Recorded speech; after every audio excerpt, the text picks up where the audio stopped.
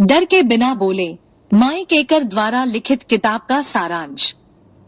यह किताब उन लोगों के लिए मार्गदर्शिका है जो सार्वजनिक रूप से बोलने से डरते हैं। माइक एकर बताते हैं कि कैसे हम अपने डर को पहचान कर उसका सामना करके और कुछ व्यावहारिक रणनीतियों को अपनाकर एक आत्मविश्वासी और प्रभावशाली वक्ता बन सकते हैं। चलिए इस किताब की 7 मुख्य रणनीतियों को विस्तार से समझते हैं। 1. घाव को पहचानें और साफ करें। अक्सर बोलने का डर किसी बीती नकारात्मक घटना या अनुभव से जुड़ा होता है। माइक एकर कहते हैं कि हमें अपने अंदर झांककर यह समझना होगा कि डर की असली जड़ क्या है। हो सकता है कि बचपन में मजाक उड़ाया गया हो या कभी मंच पर गलती हो गई हो। जब हम इस जख्म को पहचानते हैं और स्वीकार करते हैं, तभी हम इस डर से छुटकारा पाने की ओर बढ़ सकते हैं। उदाहरण, अगर आपको किसी प्रेजेंटेशन में शर्मिंदगी महसूस हुई थी, तो उस घटना को याद करके खुद से पूछें, क्या वही फिर से होगा? ज्यादातर बार जवाब नहीं होगा। 2. सबसे बुरा सोचकर देखो। यह सुनने में अजीब लगेगा, लेकिन माइक कहते हैं कि अगर आप अपने सबसे बुरे डर का सामना कर लें, तो डर अपने आप छोटा लगने लगेगा। कल्पना कीजिए, अगर आपकी आवाज कांप गई या आप कुछ भूल गए, तो क्या सचमुच कोई बड़ी आपदा आ जाएगी? सबसे बुरा सोचकर आप मानसिक रूप से तैयार हो जाते हैं और डर पर काबू पाना आसान हो जाता है। 3. खुद पर भरोसा रखें। UBU माइक का सबसे बड़ा संदेश है, खुद बनो, दूसरों की नकल मत करो। हर वक्ता का अपना अनोखा अंदाज होता है। जब आप अपनी असली शख्सियत के साथ बोलते हैं, तो लोग आपसे जुड़ाव महसूस करते हैं। याद रखें, आत्मविश्वास दिखाने के लिए आपको परफेक्ट नहीं होना है।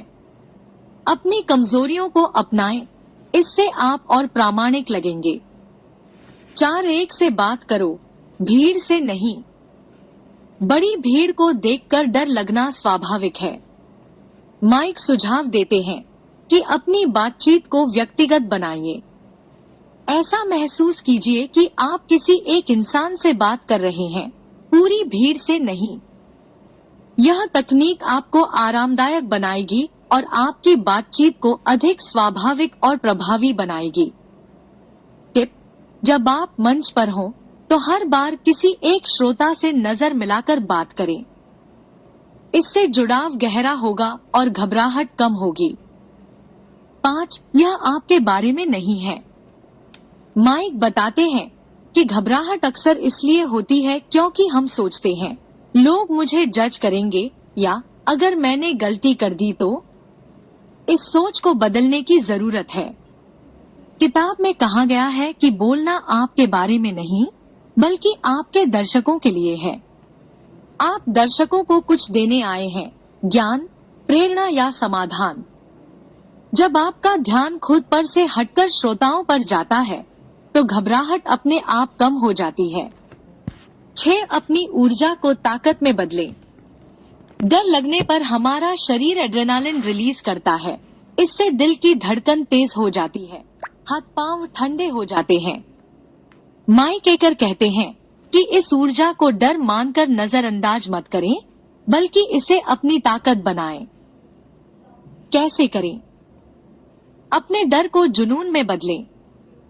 सोचिए कि जो आप कहने वाले हैं, वो लोगों के लिए कितना महत्वपूर्ण है।